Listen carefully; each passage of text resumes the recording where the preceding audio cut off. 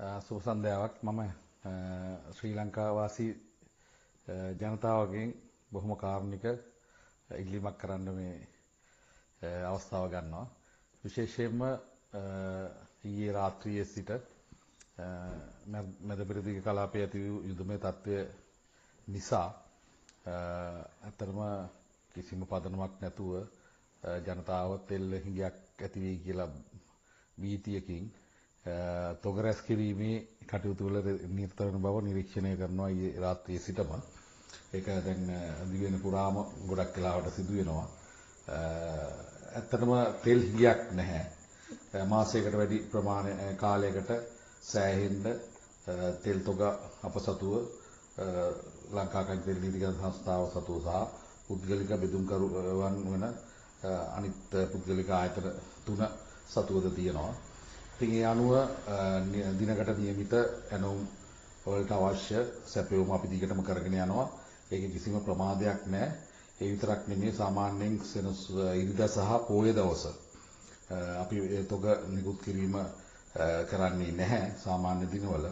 හැබැයි අපි මේ தත්ත්වයේ මත විශේෂයෙන්ම අදත් හෙටත් කන්දේ නීතිගත සංස්ථාව සතු ප්‍රාදේශීය ඩිපෝ වලින්ද ඒ වගේම ප්‍රධාන නිකුත් කිරීමේ මධ්‍යස්ථාන වලින්ද නොකොඩවා තෙල් නිකුත් කිරීම කරගෙන යනවා. ඉතින් ඇත්තටම ගොඩක් වෙලාවට දැන් මම මේ යන ගමන් ගොඩක් නිරීක්ෂණය කරා. ගොඩක් ඒවා ඇත්තටම තෙල් නැතුවට වැඩිය වාහන ගොඩාක් ඇවිල්ලා තෙල් ගහන්න මේ දැන් විශේෂයෙන්ම ගම්පහ දිස්ත්‍රික්කයේ බැලුවාම ගොඩ තෙල් සපය ගන්න වාහන ගොඩාක් ඇවිල්ලා එකවර ඒකට පොලිම හැදිලා තියෙනවා. ඒ කියන්නේ තෙල් නිකුත් වෙනවා. හැබැයි නිකුත් වෙන වෙලාවට වැඩිය වාහන එකතු වීමේ ශීඝ්‍රතාවය වැඩි වෙලා තියෙනවා. ඇත්තටම මේකෙන් අනවශ්‍ය හිඟයක් ඇතිවීම මතු කරන්න යම් පාර්ශව උමනාම උත්සාහ කරනවාද කියලා අපිට දැනෙනවා.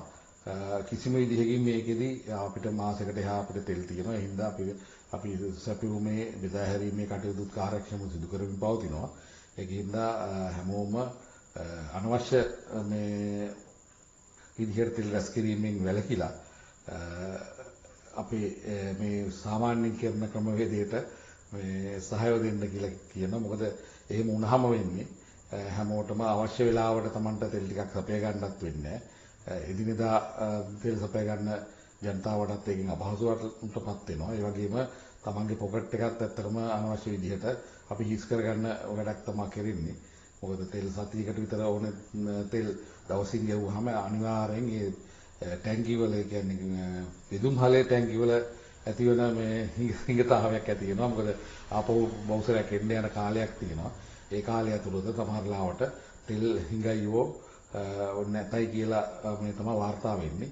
ඒක මම හිතනවා හෙට අනිද්දා වෙනකොට කොහොමද දැන් ඊට පස්සේ තෙල් ගහන්න ජනතාව නැති වෙයි. මොකද හැමෝම පුරවගෙන ඉන්නේ. මම විශේෂයෙන් ඉල්ලා හිටනවා එහෙම කලබලයක් කරගන්න එපා. ඕගොල්ලන්ගේ මුදල් නාස්ති කරගන්නත් එපා මේකට. පුළුවන් තරම් මේ ඉවසීමෙන් මොකද අපි වගකී යුතු රජයක් විදිහට අපි නැවත නැවතත් කියනවා. අපි වගකීමෙන් මේ තොග අපි ළඟ තියෙනවා. ඒ වගේම තොග බෙදා හැරීම නොකොඩවා කරනවා.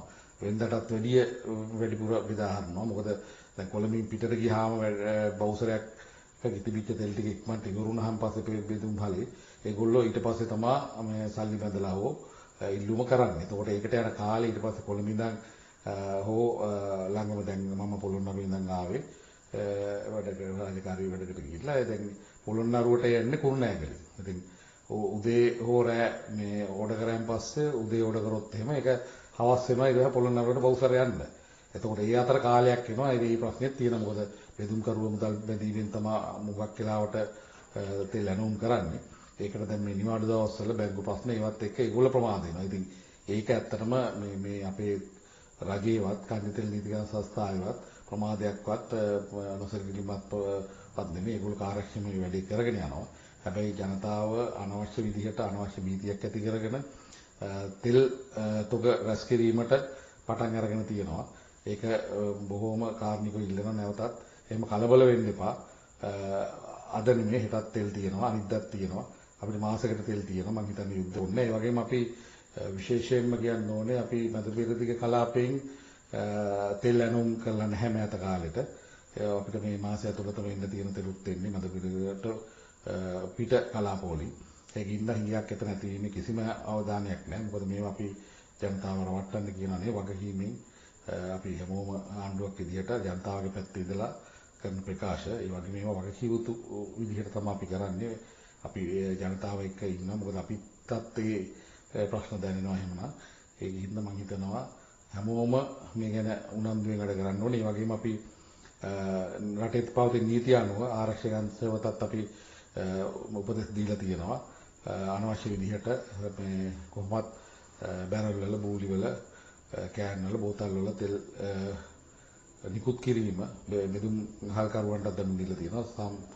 සාමාන්‍ය නීතිය අනුවත් නීති විරෝධී ඒකත් අනිවාර්යෙන් වළක්විය යුතු වෙනවා. මොකද අනවශ්‍ය විදිහට මේ තෙල් රැස් කිරීමේ අවශ්‍යතාවයක් නැහැ. ඒකෙන් වැරදි චිත්‍රයක් වෙනවා. මේ ඇත්තටම ෂෙඩ් වල තෙල් නැහැ, පාරවල් බ්ලොක් වෙලා නිකන් අනවශ්‍ය තත්ත්වයක් ඇති වෙලා තියෙනවා. අපි හිතනවා ඒ තත්ත්වයට අපි යන්නේ නැහැ කොහොමත් ඉදිරියටවත් අපි ඒක වළක්වන්න ඕනේ. ඒ වගේම අනවශ්‍ය විදිහට තෙල් රැස් කරලා තිබිච්ච තැන් අපිට හඳුනා ගන්න පුළුවන් වුණොත් ඒවා නීති මාර්ගයෙන් කටයුතු කරන්න අවශ්‍ය උපදෙස් මේ වෙනකොට ආරක්ෂක අංශයට ලබා දීලා තියෙනවා. ඒ හින්දා හැමෝම සහයෝගයෙන් ඉවසීමෙන් අනවශ්‍ය කලබලයක් ඇති නොකර ඔයගොල්ලන්ට මේක තේරෙයි දවස් දෙකක් තුනක් යනකොට මේ තත්ත්වයේ අතිවර ෂෙඩ් වල තෙල් ගහන්න මේ වාහන නැති මට්ටමට වෙනවා. මොකද හැමෝම ගැහුවට ඔක ගෙදර ගිහිල්ලා නාස්ති කරන්න බෑනේ.